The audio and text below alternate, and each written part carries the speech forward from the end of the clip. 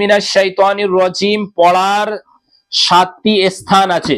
আমরা মনে করে থাকি যে আউযু বিল্লাহি মিনাশ শাইতানির রাজিম শুধু কি করতে হয়, কোরআনে কারীম পড়ার সময় পড়তে হয় কিংবা নামাজে পড়তে হয়, এ না, এছাড়া আদাসও অন্য অন্য জায়গা আছে যেসব ক্ষেত্রে কি করতে হয়, আউযু বিল্লাহি মিনাশ শাইতানির রাজিম পড়তে হয়। তো 1 নম্বর কি, 1 নম্বর হলো যখন আমাদের রাগ হবে তখন আমরা কি করব, আউযু বিল্লাহি মিনাশ শাইতানির রাজিম পড়ব, ঠিক আছে। তো 2 নম্বর হলো যখন কোন সময় কুকুর ডাকে, কুকুর ডাকছে, তো সেই সময়ও কি করতে হবে, আমাদের আউযু বিল্লাহি মিনাশ শাইতানির রাজিম পড়তে হবে। আবার 3 নম্বর হলো যখন গাধা ডাকে, গাধা ডাকে তত সেই ক্ষেত্রেও আমাদের কি করা দরকার, সেই ক্ষেত্রেও আমাদের আউযু বিল্লাহি মিনাশ শাইতানির রাজিম পড়া দরকার।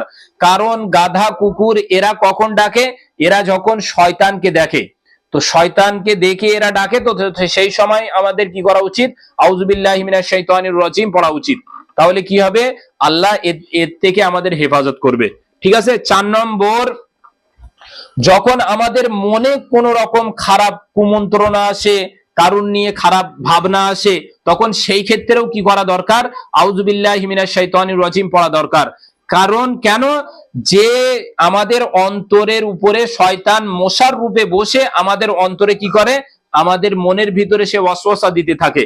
তো এই কারণে যেই খারাপ ধারণা আসবে আমার অন্তরে, আমার ব্রেনের মধ্যে, আমার মনের মধ্যে, সাথে সাথে আউযু বিল্লাহি মিনাশ শাইতানির রাজিম পড়বো, ঠিক আছে। তো আর 5 নম্বর হলো যখন ঈমানের ব্যাপারে সন্দেহ হয়, ইয়ানি ঈমানের ব্যাপারে সন্দেহ মানে ইয়ানি আল্লাহ নিয়ে যদি আমাদেরকে সন্দেহ হয় যে আল্লাহ তো আমরা দেখিনি, তো আল্লাহ আছে না নেই, আল্লাহ যে জান্নাত জাহান্নামের কথা আমাদের নবীজি আমাদেরকে জানিয়েছেন, সেই জান্নাত জাহান্নাম আছে কিনা, মৃত্যুর পরে জিন্দাগিটা আছে কিনা, সেই ব্যাপারে যদি কি হয়, আমাদের কোনো সন্দেহ হয়, ফেরেশতা সম্পর্কে সন্দেহ হয়, তো সেই ক্ষেত্রেও কি করা, আউযু বিল্লাহি মিনাশ শাইতানির রাজিম পড়া, বুঝতে পারছো মানে। তারপরে প্রতিদিন যদি কোনো মানুষ কি করে 10 বার করে আউযু বিল্লাহি মিনাশ শাইতানির রাজিম পড়ে, তাহলে কি করবে, আল্লাহ রাব্বুল আলামিন তার থেকে, শয়তানের থেকে তার সেই মানুষটার হেফাজত করার জন্য একটা ফেরেশতাকে নিযুক্ত করে দেবেন। সে কি করবে, সে শয়তানকে সেই তার কাছে আসতে দেবে না। যে দিনে 10 বার কি করবে, আউযু বিল্লাহি মিনাশ শাইতানির রাজিম পড়বে, আল্লাহ তার হেফাজতের জন্য একটা ফেরেশতা নির্ধারিত করে দেবেন, বুঝতে পারছো না। আর